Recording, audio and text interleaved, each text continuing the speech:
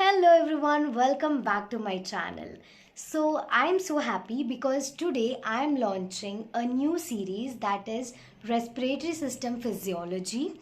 So I'll be posting videos in order and I recommend you to study these topics in order itself. So I'll be posting all the videos chapter wise and will be naming them as well. So let's begin without much delay. Functional anatomy of respiratory tract.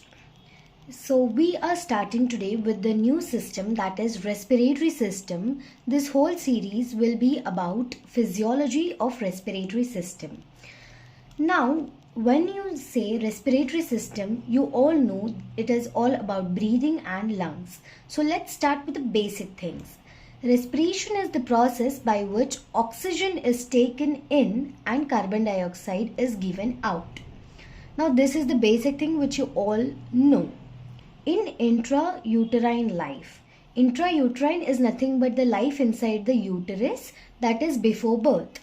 Fetal lungs are non-functional. So when a baby is inside the uterus, the lungs are not functional and it is able to breathe only because of the blood exchange. So exchange of gases between fetal blood and mother's blood occurs through placenta. Phases of respiration. In respiration, there are two phases. That is inspiration, which is breathing in of the air, which is an active process, whereas expiration, which is breathing air out, that is passive process. Now let's understand the anatomical structure of our respiratory system. The anatomical structure through which air moves in and out is the respiratory tract.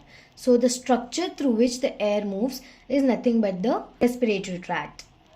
It consists of nose, pharynx, larynx, trachea, bronchi and the lungs. So the air passes through nose and it goes to pharynx, then to larynx, then trachea, bronchi and the lungs. This is the passage through which the air passes in and out.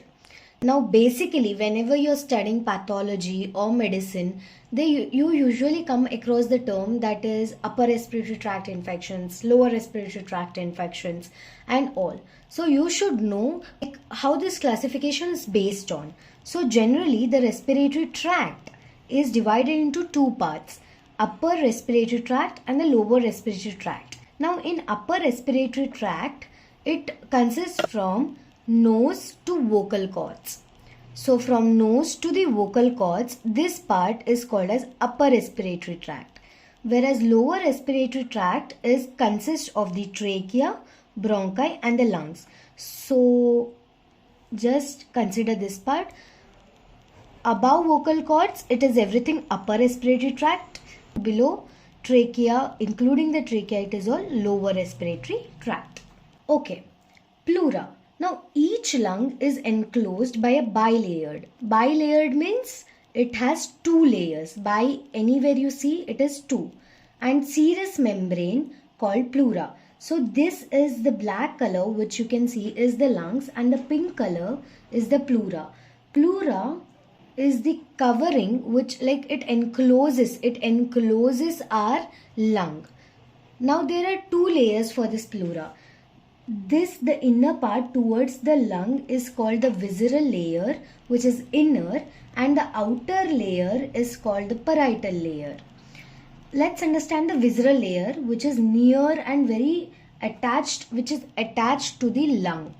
So visceral layer, it is attached firmly to the surface of the lung and at hilum.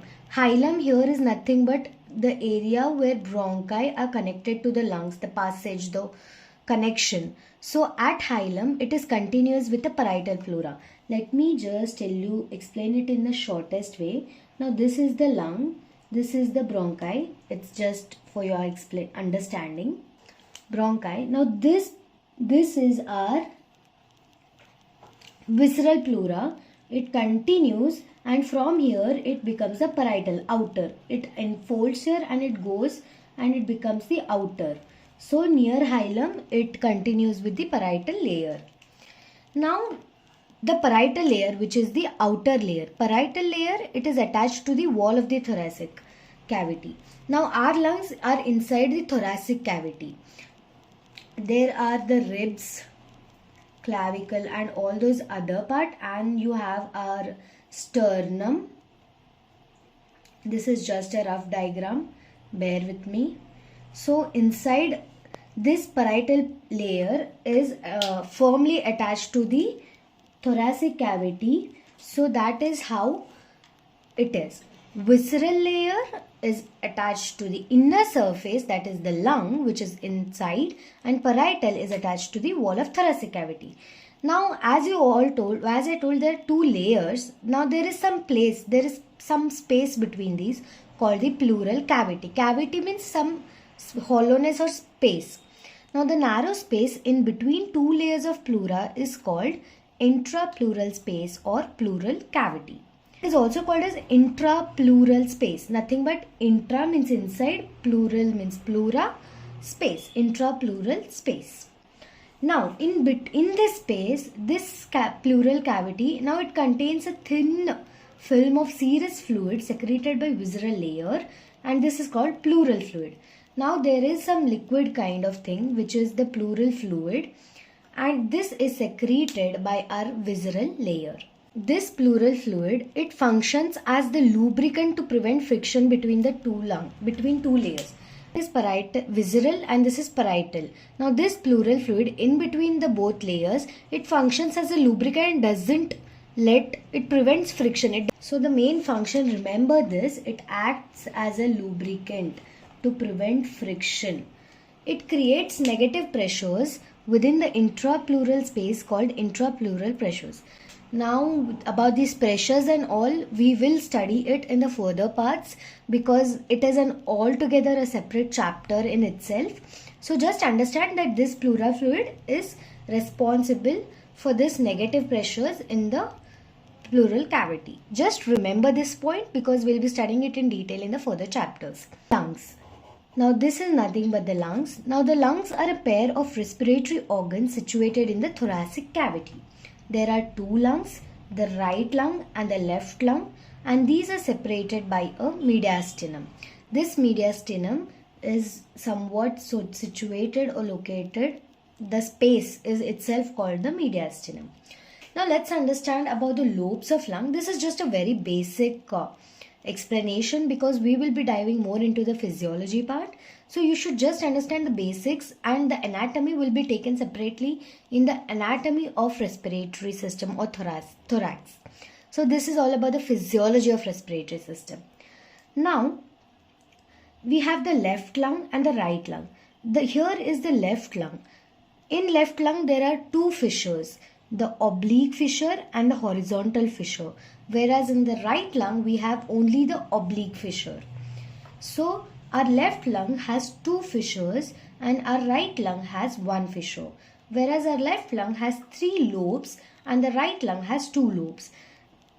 The lobes are nothing but the upper lobe, middle lobe, lower lobe, upper lobe and lower lobe. So this is just the basics. Respiratory unit.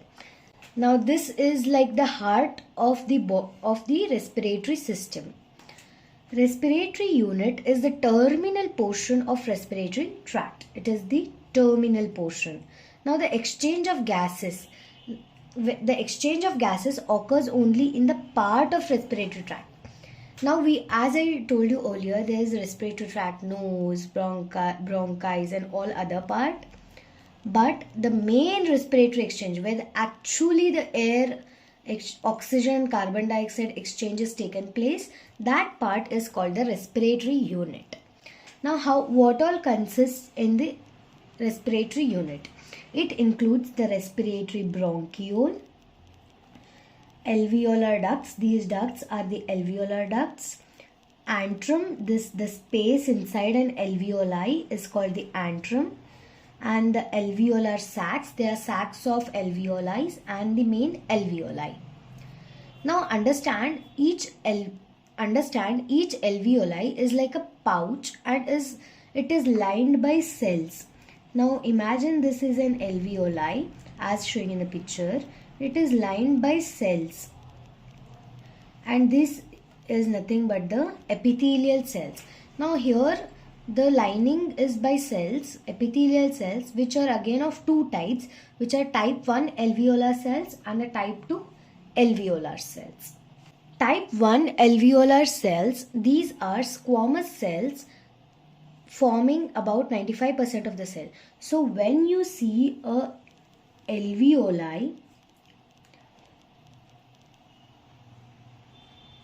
95% of these cells are type 1 cells. Here you can see these are our type 1 alveolar cells. But there are few very limited and different types of cells which are situated. These are called the type 2 alveolar cells. So type 1 alveolar cell, we say these are 95%, and these form the site of, and this is where exchange happens. Exchange between alveoli and blood, the gas exchange occurs in these small chotu type 1 alveolar cells. Whereas the type 2 alveolar cells, these are kind of cuboidal and these are very limited, and these constitute about 5% only. And these have a very unique property because these secrete fluids and also surfactant, which is very, very important because this is the main part. It doesn't allow the lung to collapse. So this is again altogether a different chapter in itself. We will learn it in further lectures. So in this lecture we learned the very basics about intrauterine life, how the respiratory system is. We learned about intrauterine life, the pleura and respiratory unit and respiratory tract, little bit of anatomy, and the types of cells in the alveoli.